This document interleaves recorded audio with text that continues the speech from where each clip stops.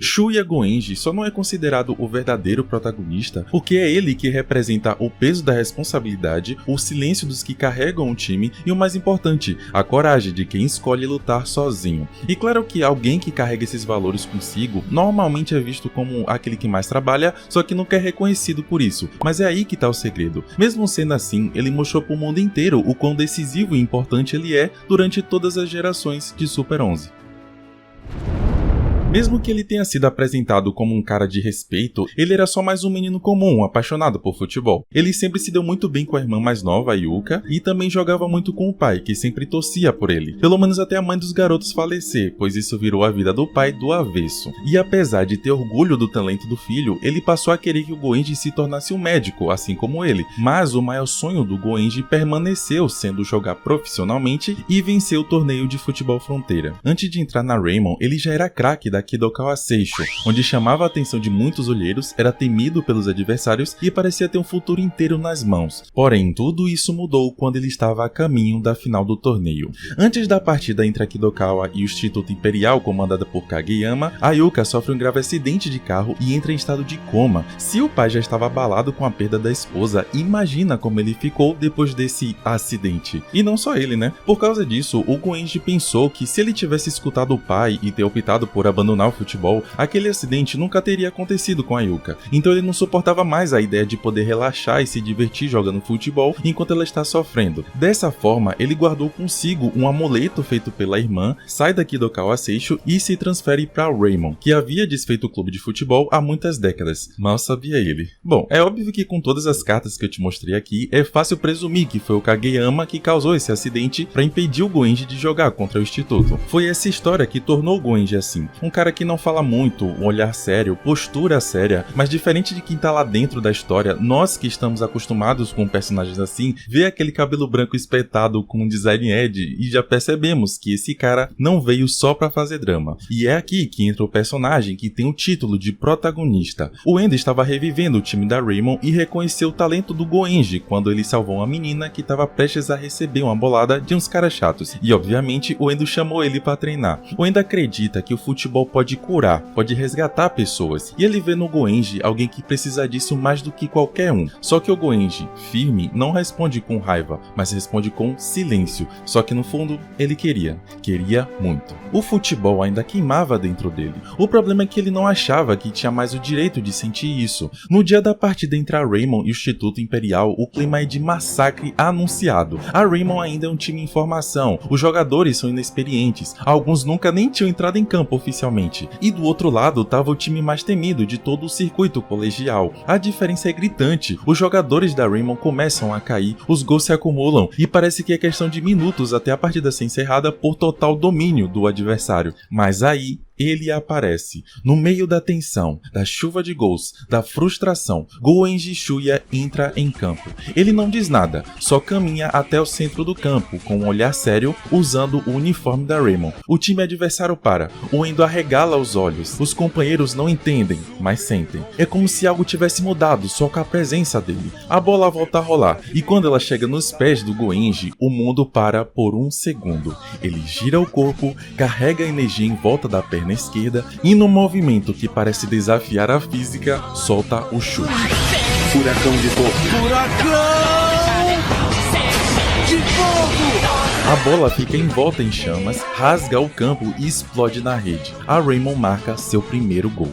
A entrada do Goenji naquele jogo é mais do que só um reforço técnico, é uma mudança de energia. Ele não sorri, não grita, não comemora, mas só de estar ali ele levanta a moral de todo mundo, e essa vai ser a sua função principal daqui pra frente. A partir dali, o Goenji vira um símbolo de confiança da Raymond. Ele é aquele jogador que você olha e já sabe que ele vai resolver, mas o mais curioso é que ele continua falando pouco, porque o silêncio dele, que poderia parecer arrogância, é só concentração, é só o jeito que ele aprendeu a existir depois de tanto trauma. característica essa que não entendíamos muito bem ainda. Mas mesmo assim, seu futebol nunca perdeu o brilho, ele sempre joga com tudo, como se cada chute ele tivesse mandando um recado: eu ainda tô aqui, mesmo sem nada, mesmo quebrado. E esse é o ponto, o Goenji joga como quem resiste. Depois do jogo, ele continua no time, mas sempre com aquela postura reservada, participa dos treinos, marca gols, não busca holofotes, não se impõe pra fala, não tenta ser protagonista, e mesmo assim ele se torna um pilar ofensivo da Raymond, não só pelos chutes que continuam incríveis, mas pela confiança que ele passa só por estar ali. Mas o que ninguém sabia é que fora de campo as coisas estavam piorando. Durante o arco do Instituto Elin, os novos antagonistas chantageiam o Goenji a fim de atrapalhar a equipe, e caso o jogador não obedecesse, eles iriam machucar ainda mais a Yuka. Eles sabiam da ligação emocional dele com a irmã, sabiam que ele faria qualquer coisa por ela, e claro que eles iam usar isso. O Goenji não conseguia mais jogar sem se distrair, e por isso que ele foi expulso da equipe.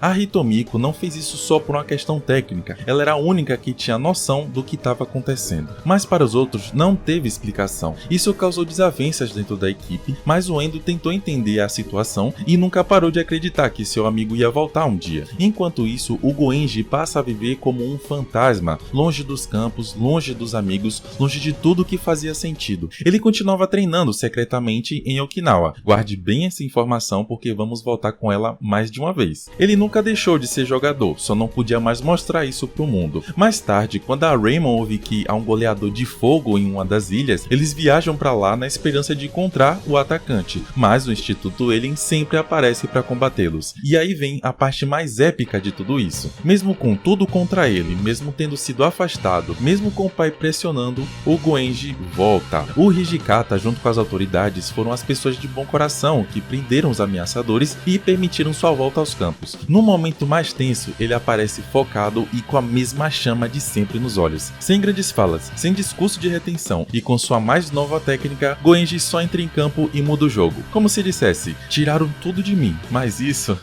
ninguém vai tirar. Tempestade explosiva! Tempestade explosiva.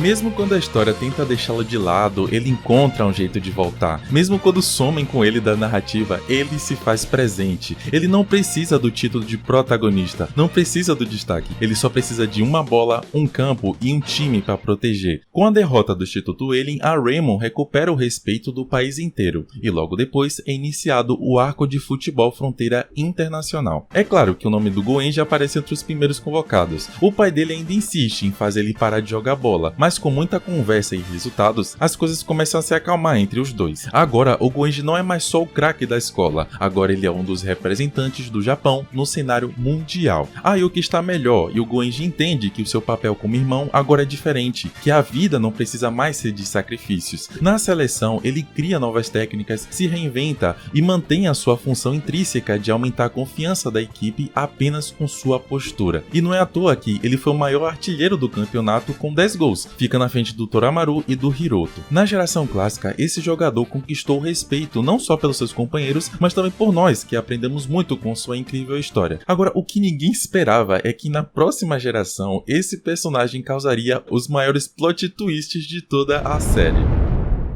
Anos se passam e o mundo do futebol muda. A nova geração entra em cena com o tema Shinsuke Tsurugi e companhia. O time da Raymond renasce mais uma vez, mas agora existe um novo problema, um novo sistema. O futebol está controlado. Não importa o talento, não importa a paixão. Quem vence ou perde já foi decidido por algoritmos, rankings e ordens vidas de cima. No centro disso tudo está ele, Ishido Shuji, o homem mais poderoso da associação de futebol. Frio, calculista, inflexível. Ele parece ser o vilão da série, um símbolo da corrupção, um fantasma do que o futebol se tornou. Mas quem tá por trás daquela aparência é o próprio Goenji Shuya. Sim, o mesmo garoto que incendiava campos de futebol com furacão de fogo. O mesmo que chorou em silêncio pela irmã, agora veste um terno, fala com voz baixa e impõe regras que matam o futebol raiz. A princípio, é impossível entender como alguém como ele pode ter se tornado um monstro desses. Mas é aí que vem chavinha virada. Por trás de toda essa fachada, o Goenji está, de novo, se sacrificando. Ele infiltrou-se no sistema por vontade própria, entrou na associação de futebol e aceitou se transformar no vilão, porque era o único jeito de derrubar o verdadeiro inimigo, Sengoji Daigon, o treinador da Dragon Link. Goenji sabia que não dava para vencer de fora, sabia que se desafiasse o sistema como jogador, seria eliminado, então ele escolheu o caminho que ele conhece bem, o mais solitário, o mais cruel, porém o mais eficiente. Durante toda a primeira temporada de Inazuma Eleven Go, o Ishido é uma figura de tensão. O Tenma e os outros têm medo dele, o público odeia ele. Até o Endo, que agora é técnico da Raymond, parece sentir que tem algo de errado. E só no final, quando o sistema começa a ruir, que a verdade aparece. O Goenji revela sua identidade, mostra que tudo aquilo foi parte de um plano, que se transformou no inimigo só para derrubar o inimigo de dentro. É um dos maiores choques da série, mas também uma das revelações mais coerentes, porque se tem alguém que seria capaz de destruir a própria imagem para proteger o que ama, esse alguém é o Goenji. Eu espero que você não tenha se esquecido de quando eu falei lá atrás sobre o Goenji ter se escondido em Okinawa para fugir dos ameaçadores. Em Inazuma Eleven Go, o Tenma descobre que quem salvou ele no passado foi o próprio Goenji após ele ter o salvado uma segunda vez. Cara, isso quer dizer que se não fosse por ele, nem existiria uma próxima geração vitoriosa da Raymond. E a importância que o Tenma tem como personagem, como protagonista, também nos faz pensar que talvez o futebol não seria mais um esporte livre e divertido. Mesmo num anime onde a equipe é completamente diferente e nossos antigos companheiros já estão adultos, o Goenji ainda exerce o papel mais importante da série. Suas aparições em Chronostone e Galaxy são curtas, mas aí, em uma linha de tempo paralela, a franquia ressurge e conhecemos a versão mais poderosa de Shuya Goenji. Em Ares no Tenbin, depois de vencer o torneio de futebol Fronteira, ele fica responsável por aumentar o nível dos jogadores, voltando para Kidokawa Seisho. A Yuka nunca sofreu acidente de carro aqui, então nunca houve empecilhos na família para que o Goenji seguisse sua carreira de jogador. Assim como no clássico, ele é visto como um jogador decisivo e de muito respeito. Ele inspira jogadores como o Kozomaru, Haizaki e passa a ter muito poder administrativo na equipe de origem. Mas foi em Oriono Kokuin que o jogador teve maior importância para a história. De volta à seleção do Japão, entendemos o porquê esse cara é o verdadeiro protagonista da série. O Goenji surpreende todo mundo nos apresentando sua mais nova técnica especial. A seleção da Coreia estava à frente do placar, então a única forma de decidir o resultado seria utilizando o último recurso, ou melhor, Last Resort.